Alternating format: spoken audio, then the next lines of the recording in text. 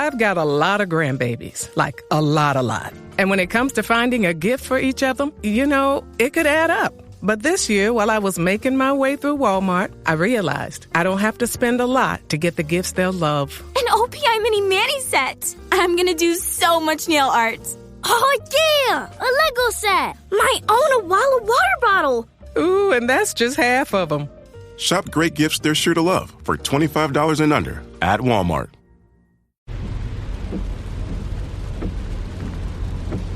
This is the sound of your ride home with Dad after he caught you vaping.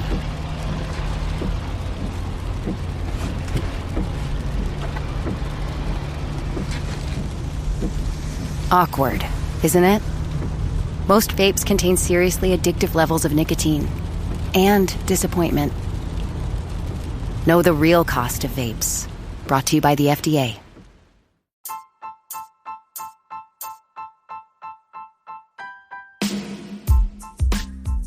All right. Welcome back to the Misfit Nation. Wow, what a week. It started out with my brother visiting from New Jersey. We went on a whirlwind tour of fun. We started out with some jeeping out in the land between the lakes, which is situated between Lake Barkley and Kentucky Lake along the Kentucky and Tennessee borders. We went exploring and found the Hotel California and St. Stephen's Church that day. We then finished it at a lakeside watering hole called Fat Daddy's, a great day of mud and fun. If you have a 4x4 or like to hike, I strongly recommend taking a trip to LBL. The next day, we went east in Tennessee and enjoyed the RC Cola and Moon Pie Festival. That's right, RC Cola. RC Cola is from a time when things were simple and it's great ice cold. Moon pies are, well, hand-sized portions of heaven. It was then off to Nashville for the first NASCAR Cup race in over 3 decades. It was hot, loud, and awesome. Everyone had a great time. Now, we played it safe, got a hotel in a small town over in Smyrna, so we could partake in adult beverages and just Uber. No issues getting to the race. Getting back turned into an adventure, over an hour of trying to get connected until we finally found the Uber driver who did not have a fare and hired him to get out of there. It was fun, and I would definitely do it again. Of course, last week we also had our 21st episode drop on Tuesday, and we hope you enjoyed as much as we did creating it.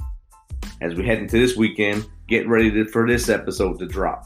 We're excited for and thankful for all of you. Check out this episode and learn about Dustin Gruss.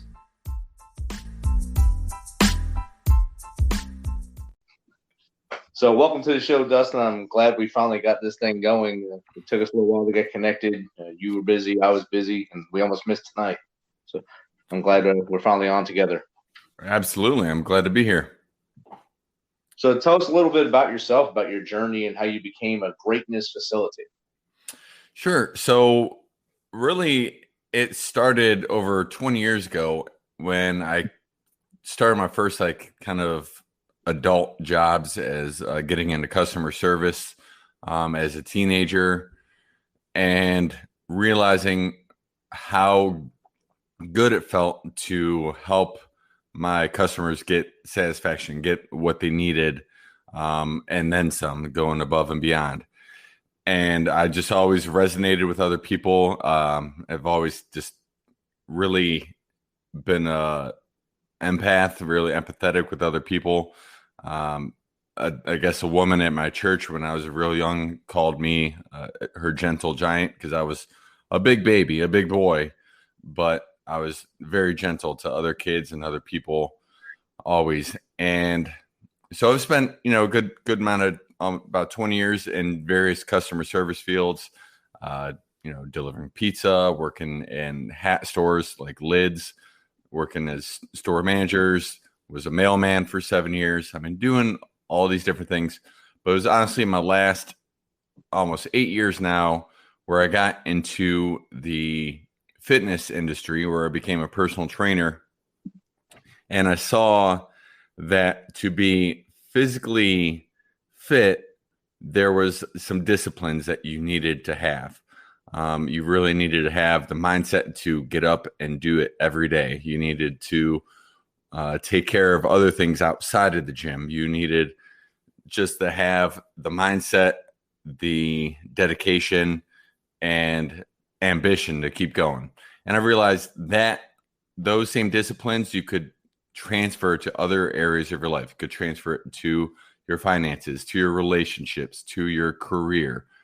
And I really just saw that intersecting. And so I started looking at, and as a trainer, you usually get told people's story anyways, and you kind of become their therapist in ways. And as they're telling you what's been going on with their life, why they're going a little bit harder that set, or slamming the slam ball a little bit harder this time versus another. And so seeing those things, I decided, you know what, I want to look into this life coaching thing. I had a good friend and mentor down during my time that I lived in Florida that he looked into different life coaching. He went with Dream Manager, which is an awesome program as well.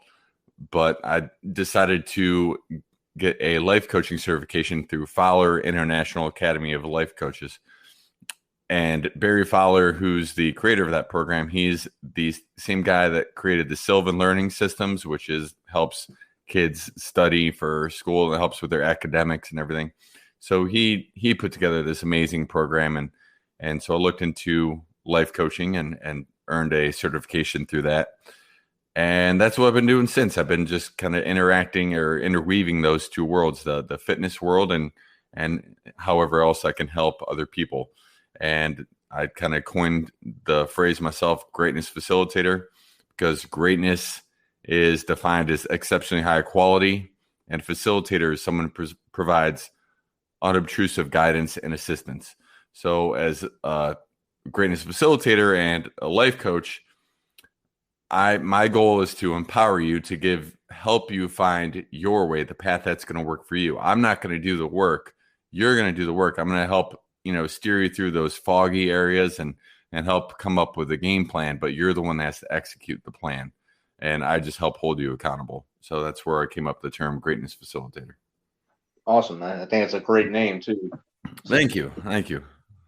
That's what it kind of drew me into you. When people have good taglines like that, that's what kind of grabs my attention and says, I got to talk to this guy or this gal. And that was a good one right there. Well, I appreciate it. And I think probably the term greatness, it really resonated with me because of Eric Thomas, or E.T., the hip hop preacher. I was a big fan of his, and he had a book and a mixtape called Greatness is Upon You. And just anytime I listen to him, it just gets me pumped up and excited, and just the greatness resonated with me. And that's, I believe we all have greatness within us, or a great life waiting for us at the very least, that we owe it to ourselves and we owe it to our creator and the universe to go out and get that life of greatness. And so that's what I want to do. I want to be that facilitator that helps you find that life of greatness. Definitely. And I think you're right. Everyone has that inside them. And most times they have some kind of mental roadblock that stops them, or they hear the noise from outside saying, no, you can't. No, you can't. And sometimes it just takes someone like you to open that little window for them and say, hey, jump through. You got this. You can exceed in anything you want to do as long as you take that first step forward. Absolutely. And one of the things I always tell people too is I'm no different than you. Like part of my journey as a greatness facilitator, part of what I do is I go through it with you, because I'm going through it all myself. I'm myself, or any coach that you see on Instagram or YouTube or anything like that, they've not only gone through their own trials and tribulations, they're continuing to go through them. It's always a grind for all of us. No one's living a perfect life. You might only see the perfect life now, but they all started somewhere. If you really sit and study these people, you'll know what they went through and what they're continuing to go through if you really pay that close attention. And I still have those times where I doubt myself and who am I to be the one leading you through this? Who am I? And it's like, you know what? I don't necessarily have to lead you. To me, a leader isn't someone that tells you what to go do. It's someone that shows you, walks through it with you, and is just encouraging you along the way. Exactly. And that's something I learned in my former life in the military. I served 22 years and most of that time as a leader. And, early in my leader time, I was barely 21, 22 years old. who was I to tell someone what to do or how to do it when I really was just learning myself. So along my journey, I had to learn that path and learn the ways to motivate them and give them that mindset that they are as good as they are, as good as they can be, and how to get them past that and push them over to the top and make them the best they are. And most of the people I worked with have actually passed up where I ended up, and are doing great things in life. And I think it was just because learning as I went, and basically the same thing you were just saying, how do I make you better if I'm still learning? And I had to do that on the fly. Absolutely. And it's not like you're upset or salty that they moved past you. That makes you proud because you played a part in them getting to where they are. You helped them change that mindset and click whatever it was within them. And so you helped them get to where that. So you're celebrating. You're not upset and, and spiteful or envious. You're happy for them. And that's awesome. And I also want to say thank you for your years of service. I greatly appreciate it. No problem. I appreciate the compliment. And I totally agree. When I see him, it's like looking at a proud dad looking at the kids move forward, and it gives chills every time one of them steps higher. So it's really good. And I bet it's the same thing with you as you see the first people that you started coaching with where they are now. Have you had any aha moments with them? Oh yeah, absolutely. One of my great early on clients was not only a personal training client that as soon as she had that aha moment, she just started dropping pounds like crazy. She was started getting to the gym. She was already training with me 4 days a week. I started seeing her at the gym on my days off or her days off from training with me and doing a little bit extra, but knowing that she took it upon herself to fix the other things once she saw what was going on. And then because of the success we had there, she was one of those early on people that transitioned into one of my coaching clients. And one of the biggest things for her was figuring out her finances and getting out of debt and trying to teach her son those same principles and everything. And we took care of that too. And she's thriving and doing awesome with a new job and really living her dream out. So it's awesome to see. It's awesome. Success breeds success, and positivity also breeds the positivity to lead towards success.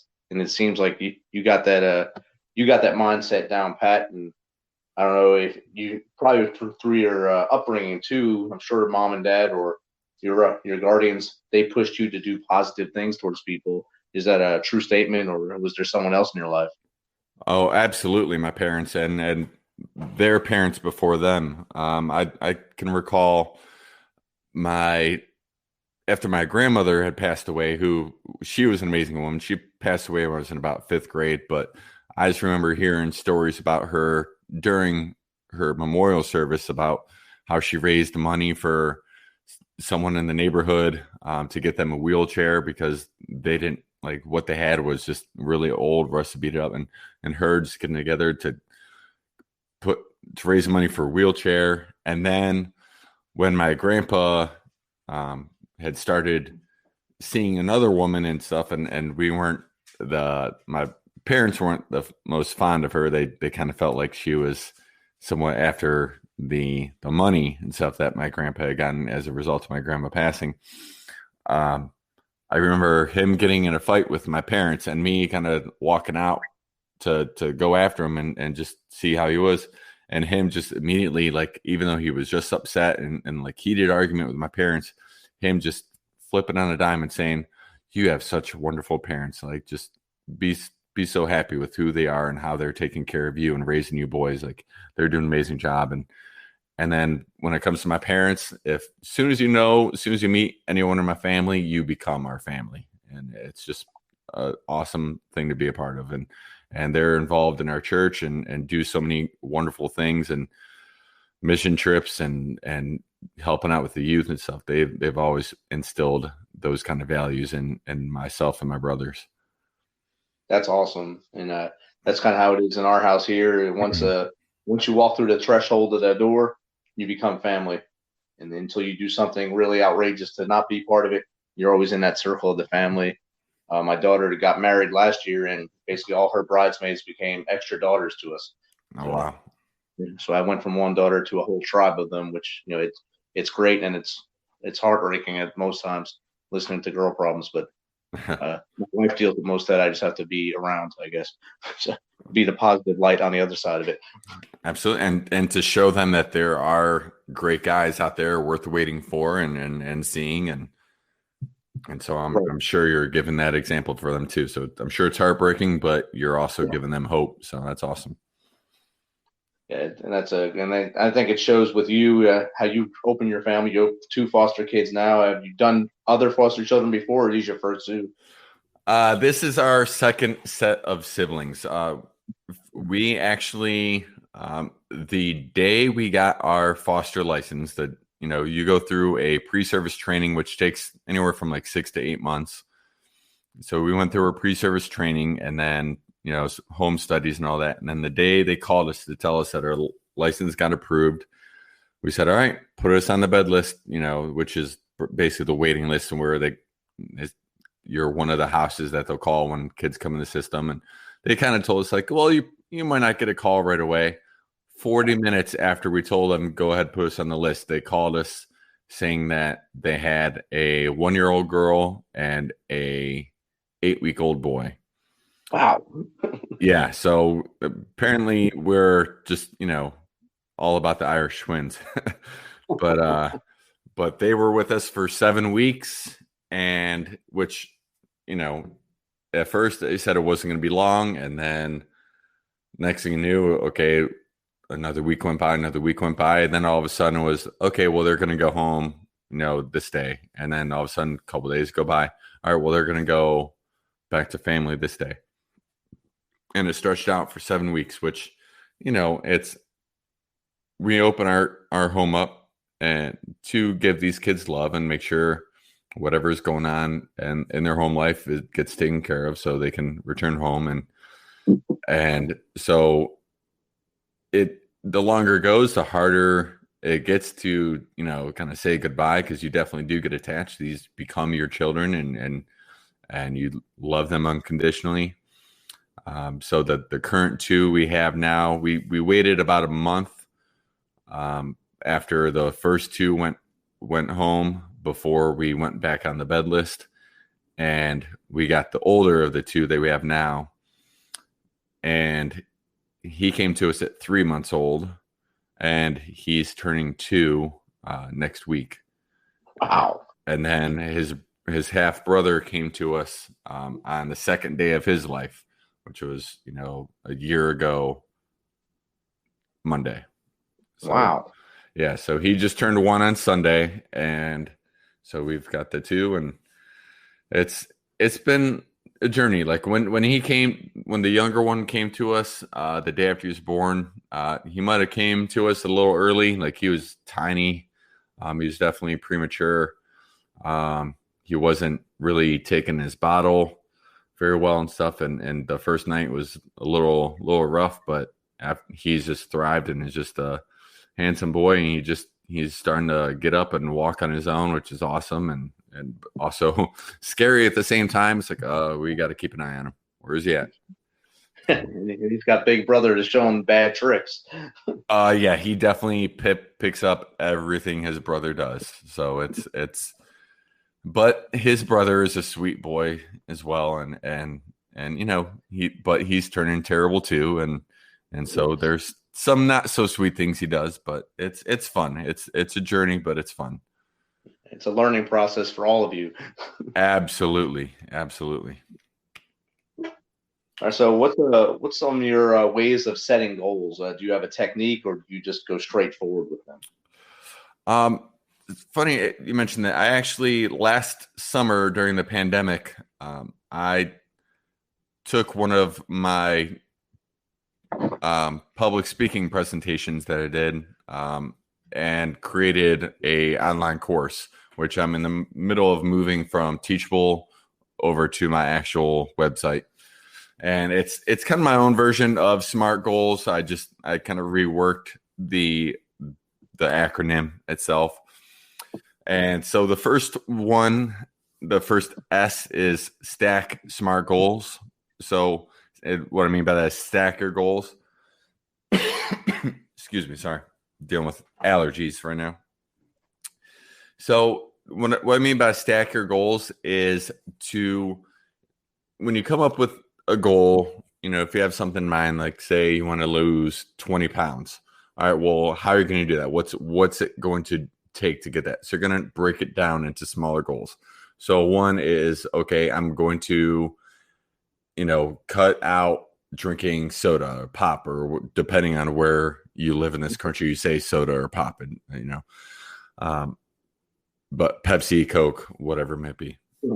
And so you're going to either cut that out or cut it down. And so you're going to break that down and make sure you're drinking only 3 a week or 4 a week, or again, getting it all out all together. That's going to help reduce your sugar intake. And that's what my one client we talked about earlier did, is she realized, because she was working in a nursing facility and she was working overnight, she was drinking probably equivalent of a 2-liter pop a day, but she was doing it in 20-ounce bottles.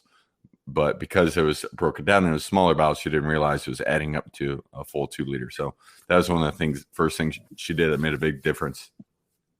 Right. Another thing you would do is, okay, I'm going to go to the gym, aim for 3 or 4 days a week. That's another thing that's going to help get to your goal.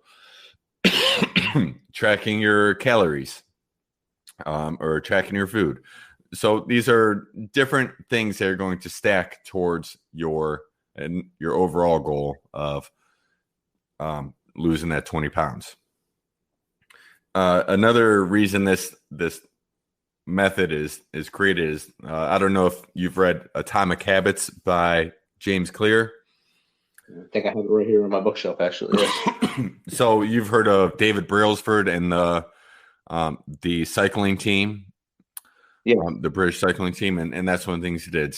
The aggregation of marginal gains. So if you break things down into just smaller bite-sized things that you can do on a very easy level, those things are going to add up and contribute to your overall goal. So again, the cycling team, they did things like they switched from the outdoor suits to the indoor cycling suits. They rubbed alcohol on their tires so they would grip the road better. They paid attention to what pillows and mattresses they slept on that gave them better sleep, what gels helped with the muscle recovery, paid attention to their food intake, all those different things. And those added up to, within a small amount of years, them having a championship cycling team. So that's a big part where that stack your smart goals comes from. The next part would be mark your calendar. And what I mean by mark your calendar, I have a system. Do you remember when you were in, like, say, kindergarten and you did something good? What would the teacher give you? Star or something on the calendar on the board. Exactly. You would get a star. So it's just the simple thing I do is, if you put a big calendar or even just a wall calendar up somewhere where you're going to see it every day, and you do something towards your goal every day, you put a star. So again, if I make it to the gym, my goal is to make it to the gym 7 days a week. Days I make it to the gym, I put a big star over it. If I didn't make it to the gym that day, I put a big X over it. So by the time I get to Wednesday, I'm going to count and see, okay, I have 2 stars. I have 4 more days to get to the gym 2 more times. Okay, I can do that. If maybe you only have 1 star, okay, I need to make it a priority to get to the gym. Plus, when you're seeing those stars, who doesn't like getting stars? You're going to feel better when you get to put that big star on there. So by having those 4 stars a week, that's going to, obviously help work you towards your goal. And then the other fun thing to do is, at the end of the month, count how many stars you have and try to improve on that total number by at least 1 the next month. Nice. Even more. So you got the first 2 of my own SMART. The A is accountability. Get someone with a similar goal, or someone that at least hold you accountable. Tell someone what you're trying to accomplish and ask them to hold you accountable. It always helps to have someone that you look up to and admire, as well, to have them be your accountability partner, because they're going to share tips on how they did it before. Our review, look back on what's been working well for you, what has been working well for you. I always tell people to keep kind of a journal, or if you're tracking your food, look back on that. Look at days where you were over your goal, your calorie deficit, over your calories, whatever it may be. Review and either adjust your plan or continue on how it's going. And then lastly, take it all in. Again, as you're on this journey of going for your goals, definitely keep a journal and enjoy those milestones. Like really the big part of taking all in is to set milestones. So if your goal is to lose 20 pounds, once you hit the first 5, do something to celebrate the first 5 pounds. Set another celebration for 10. Like, just do things to celebrate your journey, how it's going so far.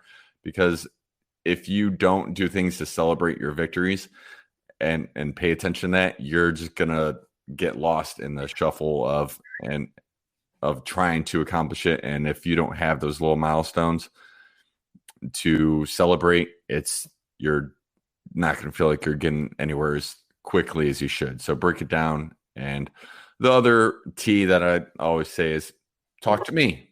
You need a little extra help. You need a little incentive. You need a little more direction or accountability. Reach out to me. I'm always happy to help. Awesome.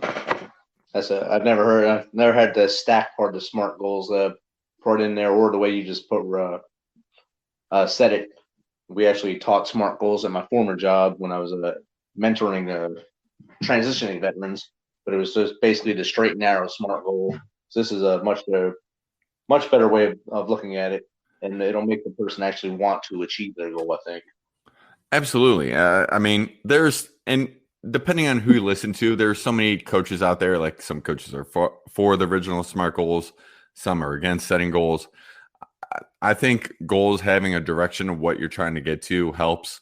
I mean, here I am, a personal trainer and everything as part of what I do. And my wife, I did Weight Watchers to start this year with my wife, and I thought it was a great program. Why did I need Weight Watchers? Well, gyms have been closed and it's been hard to kind of keep up with everything. And I realized, even though I've been doing things to put on muscle, I've definitely have gained weight through many other things. And Weight Watchers is one of the things where it breaks it down, where, like, okay, you've lost 5 pounds. They send you a letter and a congratulatory pin. Once you lose 10 pounds, they do the same thing, 15. They send these little reminders of encouragement, and that's why it's great to break down your goals into smaller things and that make it more achievable and easier. And again, those are all going to add up towards your overall goal. Plus, you might see too, that once you start achieving the things that you want or working towards a goal, like, okay, say someone's wanting to lose that 20 pounds, like I'm using in this example. They might get to the point where they've lost 10 pounds and decided, you know what, I'm comfortable with this weight. I'm going to start putting on muscle. And they want to transition to muscle, where they're going to stop looking at the scale and really focus on how their body feels. And so that things might change. So by changing, by stacking your SMART goals, it's going to allow you to kind of shift and transition. And that's where the R part comes into the review. Like, if you need to change what your original goal is to something else, by looking at what you've been doing, you can very easily adjust and shift to what your new goal is. Definitely. And that's great advice. And that's the one thing people kind of forget. Even though you lose weight, you still have to have muscle, and you might want to be defined and gain that muscle, and you'll still look good. You might be heavier than you want it to be, but you'll still be healthier and look actually much better than you did prior. Oh, absolutely. There's so many like fitness people on Instagram that will post pictures before and after, and they'll actually weigh more weight now than when they started, but they're leaner and in better shape, better health. So it's because, muscle does weigh more than fat, but like they're skinnier because they have more muscle. So. Right. So if you had to motivate someone to get into your line of work, either a personal trainer, the coaching, or a combination thereof, what would the top 3 things you tell them to do to get into the business? To become a coach or trainer themselves? Right. Well, one, it's definitely figure out why you want to do it. You got to have a why you want to help people in either facet. You got to have a reason to get up each day and put others before you in many ways. For me, it's just knowing that I'm leaving people better off than when I found them. That's something that drives me each day. I want to make sure people are smiling and happy, because there's so much in this world right now to not be smiling about, to be unhappy with. And I want to help focus on the positive and help make sure people are feeling better about themselves. So have a why and know what's driving you to want to do that. Secondly, I would say, make sure you're walking the walk, not just talking the talk. If you're going to be a personal trainer, you don't have to be the most fit person, but someone's going to want to, if they're going to take advice from you, you better have some accreditation and some experience on why you're telling them to do something. Because if you don't show that you can do it or are willing to do it as well, that relationship probably isn't going to last long.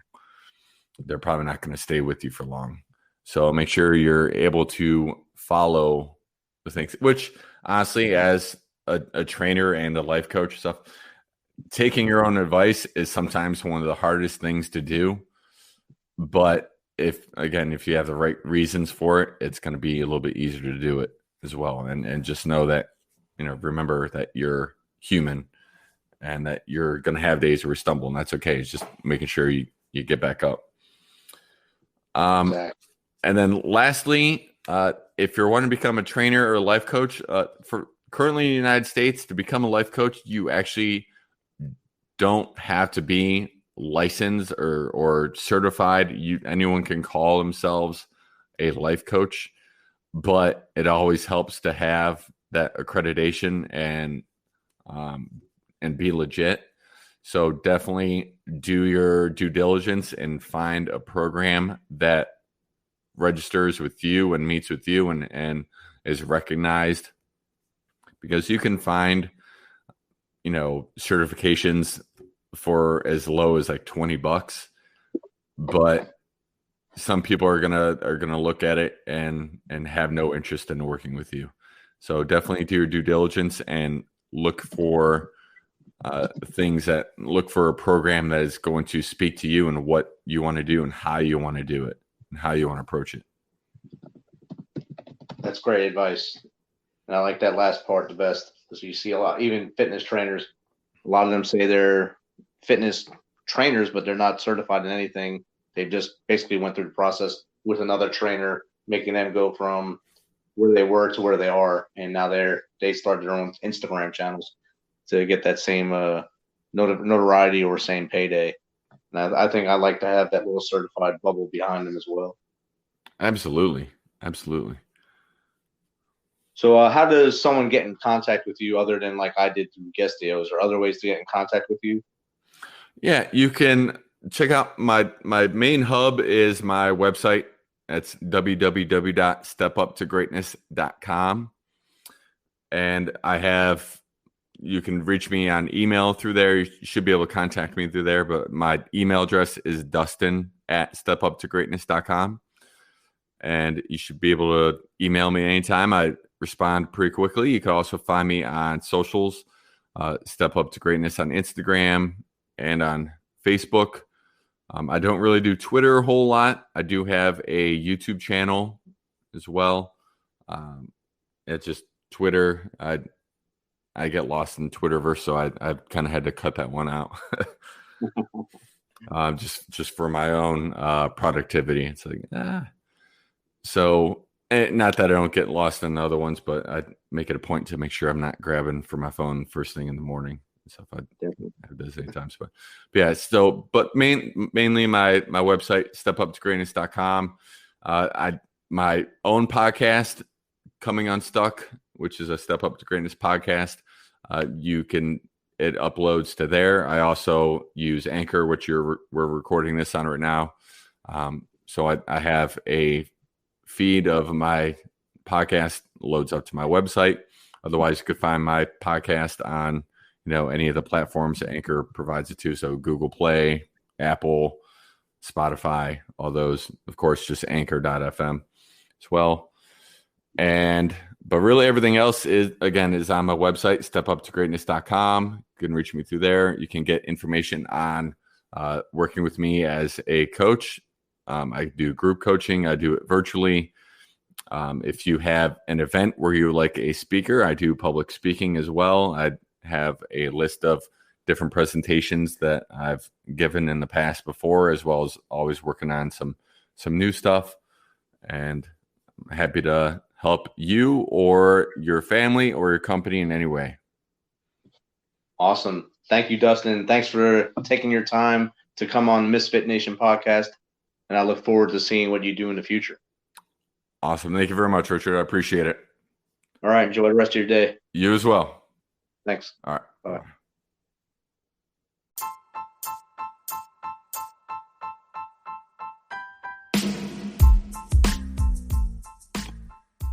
That was great chatting with Dustin and learning how to stack our goals so we also can find our greatness.